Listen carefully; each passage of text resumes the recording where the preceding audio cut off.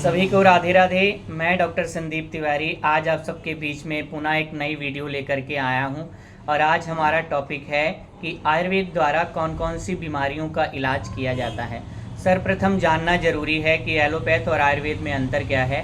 तो एलोपैथ क्या है? एलोपैथिक एक सिम्टोमेटिक ट्रीटमेंट होता है।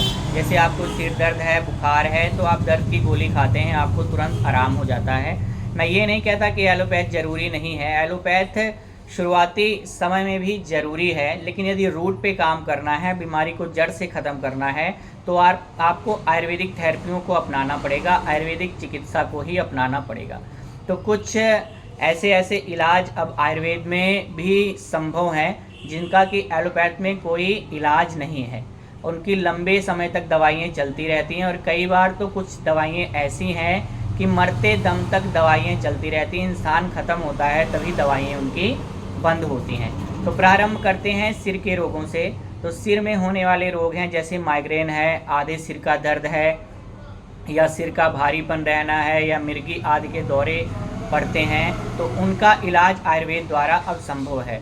शिरोधारा थेरेपी द्वारा, शिरोबस्ति थेरेपी द्वारा, अभ्यंग द्वारा और आयुर्वेदिक औषधियों द्वारा इसको पूर्ण रूप से अब ठीक किया जा सकता है। तो यदि सिर संबंधी कोई रोग है तो आप एक बार आयुर्वेदिक परामर्श अवश्य लें, उसके बाद ही आप दूसरी चिकित्सा को अपनाएं।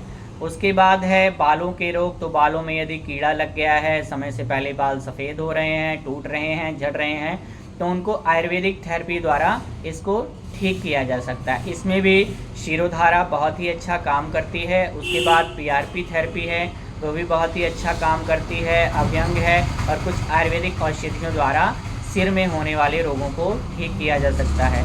कुछ हमारे बालों के लिए जैसे हेयर ऑयल है दिवलक्ष का, तो उसका भी इस्तेमाल यदि आप करते हैं तो बालों की समस्या धीरे धीरे आपकी समाप्त होने लगती है।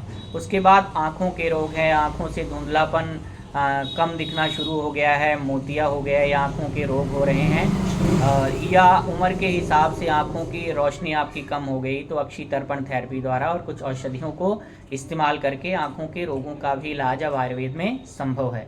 नाक के रोग हैं जैसे साइनस है, सर्दी जुकाम खांसी नज़ला बहुत लंबे समय से है, बहुत सारी दवाइयाँ एलोपैथिक खा के ड्रॉप्स डाल करके भी आराम नहीं हो रहा, तो आयुर्वेदिक औषधियाँ 3 से 6 महीने या रोग अनुसार लेने से आपके नाक के रोग भी पूर्ण रूप से समाप्त होने लगते हैं।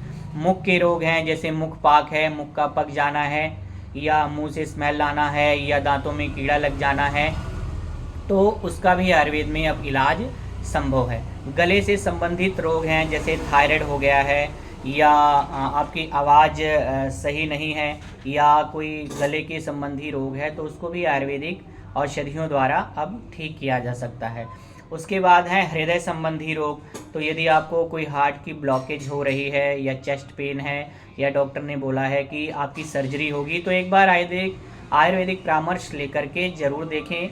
कुछ समय तक आयुर्वेदिक दवाइयाँ चलाएं, तो हो सकता है आपको एलोपैथिक या किसी सर्जरी की आवश्यकता ना पड़े, क्योंकि आयुर्वेद करता क्या है, रूट काज पे काम करता है, आपकी जीवन शैली में बदलाव लाता है, खान पीन में बदलाव लाता है, और उसके सही करने से और सही औषधि लेने से आप बीमारियों से मुक्त होने लगते हैं। उसके बाद आता है पेट संबंधी रोग। तो पेट मूल है यानी जड़ है, बीमारियों की जड़ क्या है? पेट है। तो पेट यदि स्वस्थ है तो आपका सारा सिस्टम जो है सही रहता है। यदि आपका पेट सही नहीं है तो उससे रोग उपरजने की, बढ़ने की संभावना रहती है, और रोग फिर अलग अलग स्थानों में जाकर के स्थान संचय करना प्रारंभ कर देता है। तो इस तरह पेट के रोगों में भी इसका इलाज संभव है।